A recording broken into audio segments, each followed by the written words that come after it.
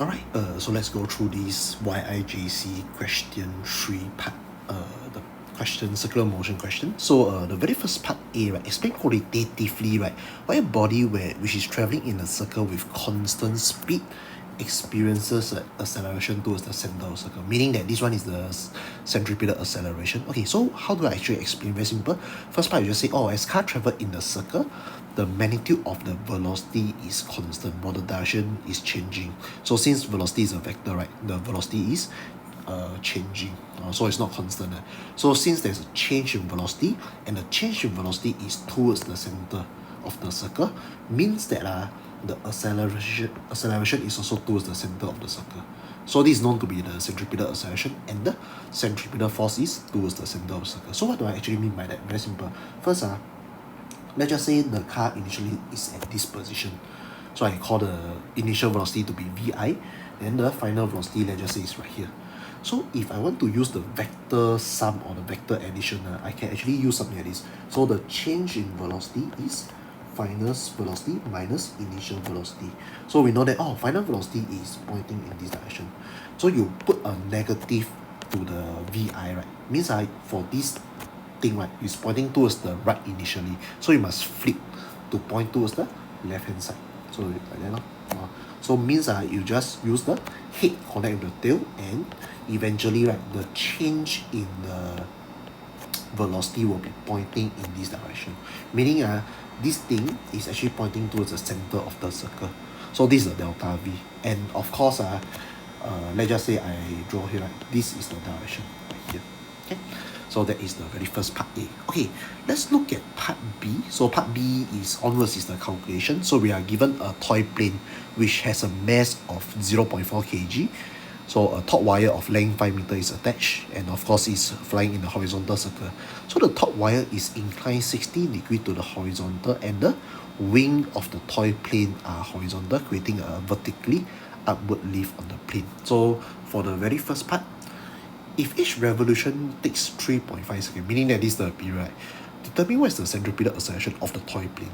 So centripetal acceleration, we use the A equal to R omega square. So how do I actually determine omega? Omega is the angular velocity. So you just use 2 pi divided by 3.5. You'll get about 4.49 radian per second. So after that, right, just subtract inside. So for example, omega square we know is this. So just put square like that. So this is 4.49 square. What about the R? R is not the 5 meter. So you must use the Tuakaso to determine the R right here. And if you use the Tuakaso, right, you will get about 2.5 meter. So this one you just sub 2.5. So means the acceleration or the centripetal acceleration will be roughly 8.06 meter per second square. So that is the first part.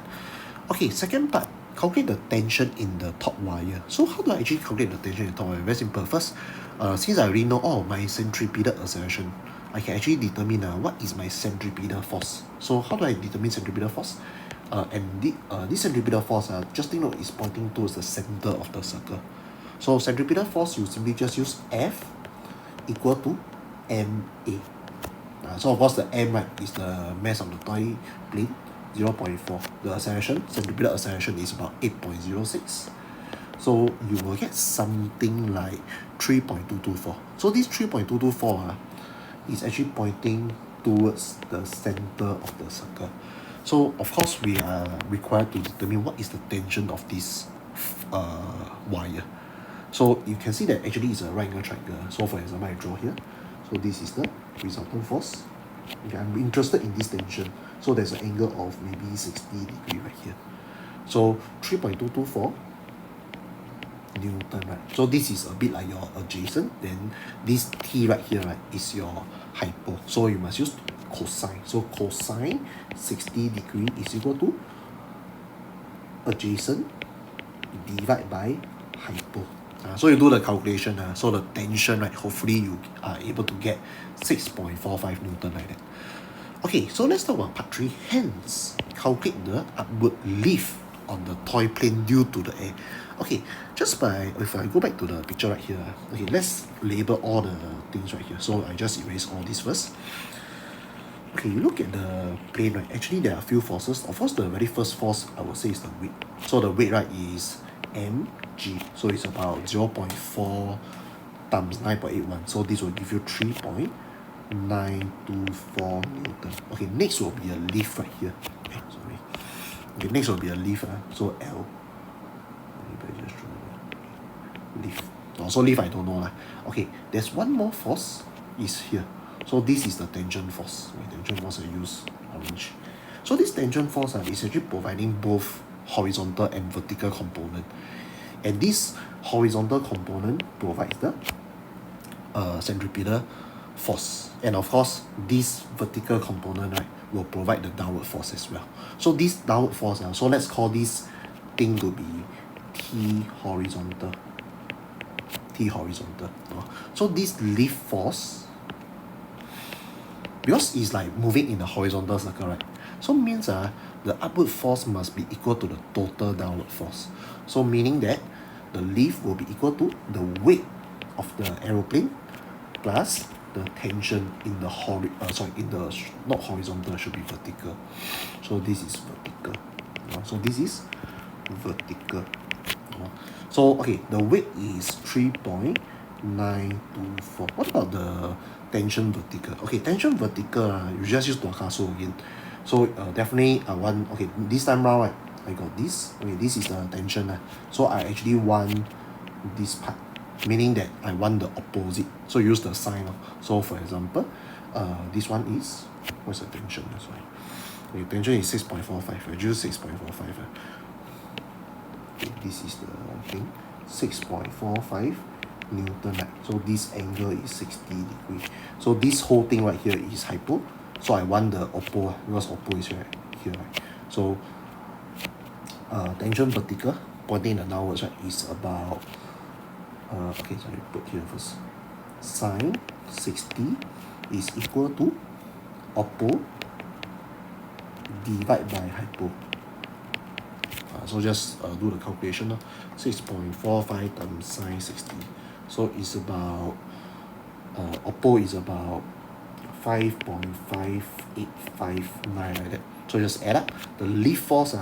You add up with the weight, right? Is about 924, about 9.51 like that Newton. Because the total upward force must be equal to the total downward force. So that's why I get 9.51 for the lift. Okay, so let's talk about the last part. Okay, the last part in an arrangement, now I put in this orientation, the top wire is now fixed to a point O. So given that the magnitude of the tension in the wire remain unchanged, meaning that the tension will still be the 6.45, right? Discuss how your answer to B part 3 will change if the wing are horizontal and the wire remain at 60 degrees to the horizontal. Okay, this one, right, we can actually do a bit of calculation. So for example, let's do the calculation for this.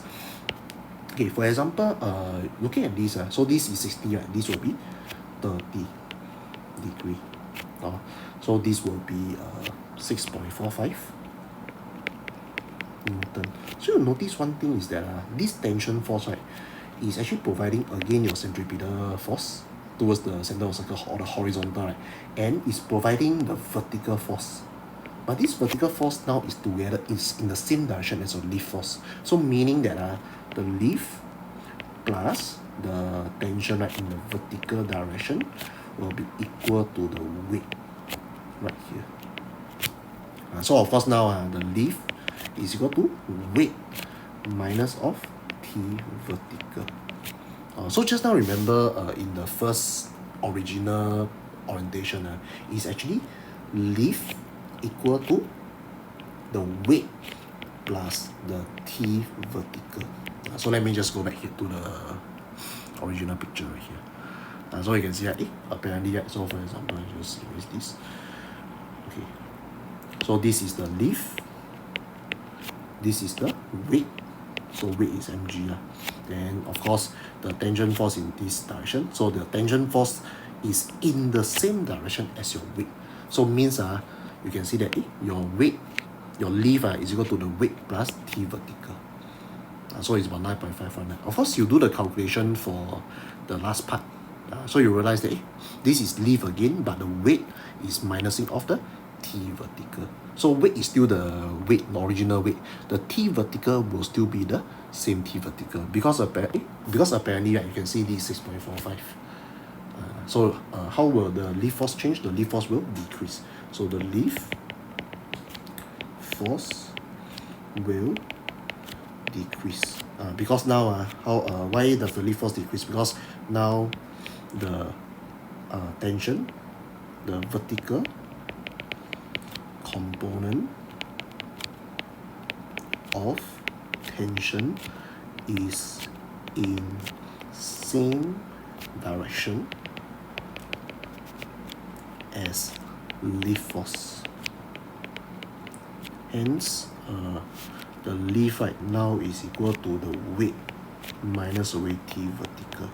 So that's why the lift force compared to the B part 3 will be lesser.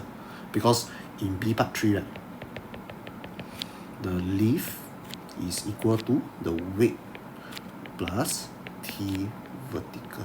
So definitely this thing right here will be lower. This thing right here will be greater. So that is how you do the explanation for this question.